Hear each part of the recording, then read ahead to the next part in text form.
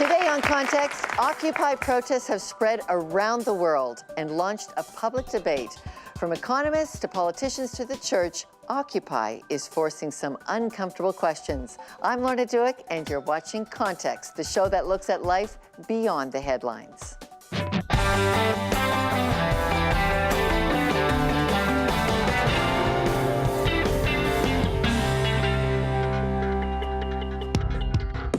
As the world continues to reel from one financial crisis to another, a picture of grassroots discontent is struggling for recognition.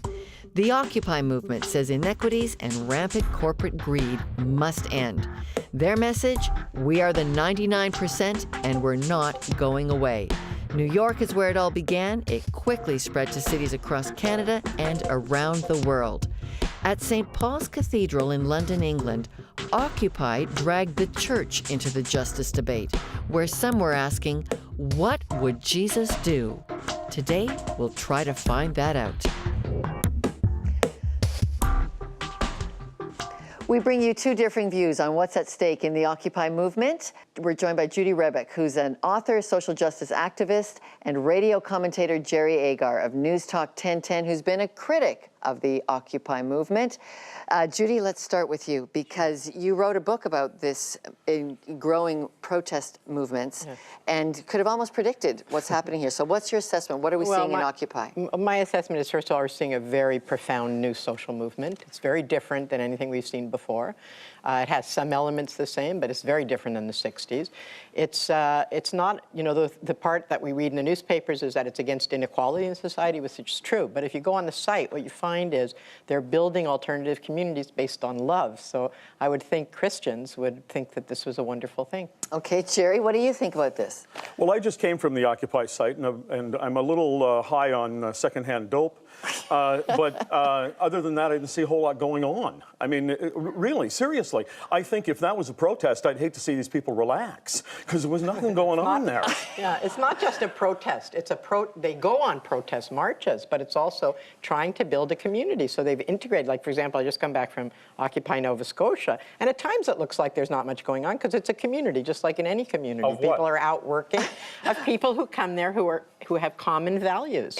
Jerry, this is a permanent thing. They want to grow a new town there. In all of these sites, they're going to show us a better way to live. I see. So a better way to live is, first of all, to ignore all the local ordinances and take over a park and really accomplish nothing. I saw a lot of posters that were complaining. Well, you know, you say they accomplish nothing, but there's been more discussion of economic equality in the media, especially in the States, but also in Canada, in the last month and a half than there has in the last 20 years. I've been doing talk radio for a dozen years. That's all we talk about. So economic thanks to them. inequality, the gap between the rich and poor. I don't know. I don't hear that on talk radio. You know, I don't keep interrupting you, Judy. All right. So,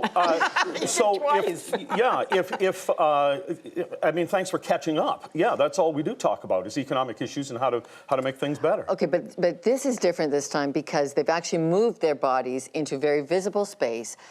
We sent our camera down. Actually, we wanted them to come down because we're not that far away from the Occupy Toronto site. Short walk.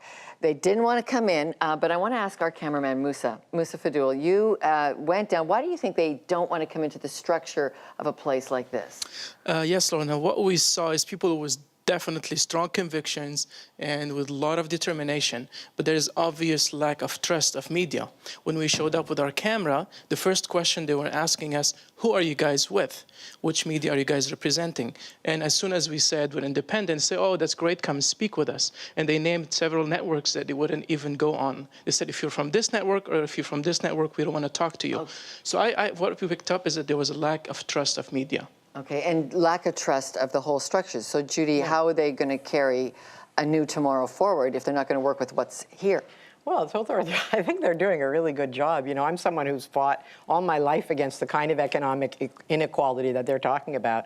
And all the movements and organizations I've been part of haven't gotten as much attention as they're getting. So it's not something the way they're organizing is different than how I'm accustomed to doing it too.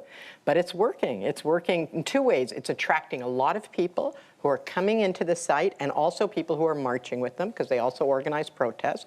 It's transforming people You know, I met a young woman in New York, because I went down to Occupy New York, who'd never done anything like this in her life. She went in, she volunteered to be on the cleanup team, and it turned out that the cleanup team was the most important team because the city was going to evict them because it was dirty. She organized 2,000 people to come down to the site, clean up the site, motivated them, and her life is transformed. She feels like a leader now, and she can do anything. It's incredible.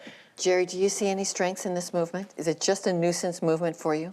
Yes, because I don't see that they really have solutions. I think the conversation, contrary to what Judy is saying, I think this conversation has been going on. It's good to have the conversation. But I was down there. I mean, you talk about a lady that you saw. I saw a lady today being interviewed. I'm not sure by who. And they said, well, what would your solutions be? What would you? And she goes, I don't know. Like, I can't really give you anything concrete. But like, if I'm walking down the street, I could smile at people.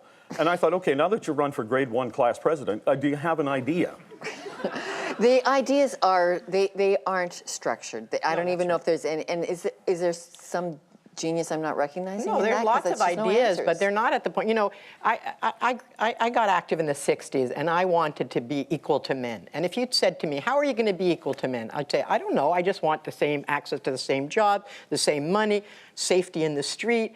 I want it all. I want everything men have, because I didn't have any of that. And it wasn't until the 70s that we started to develop clear demands for pay equity and so on. And it's the same thing here. They're saying, we don't like the society the way it is.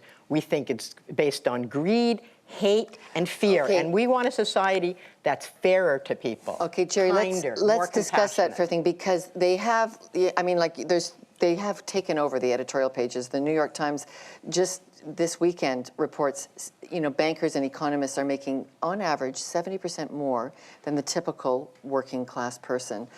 And these kids are saying, that's done. We just don't want to see that kind of stuff. Yeah, see, I want to live in a country where you can get rich. And people who are, I may never be rich, but I'd like to have that opportunity to better myself and to see people build businesses where they will hire people. And their idea is to attack business. And they're saying, oh, we don't have enough employment. And then their idea is to tax people who employ people. Well, that will actually, not encourage them to hire more people. They're attacking big corporations. They're not attacking business. They're attacking the big corporations who, in fact, keep most of the wealth in the society and don't hire very many people at all compared to small business. They're Profits not attacking have business never- in general.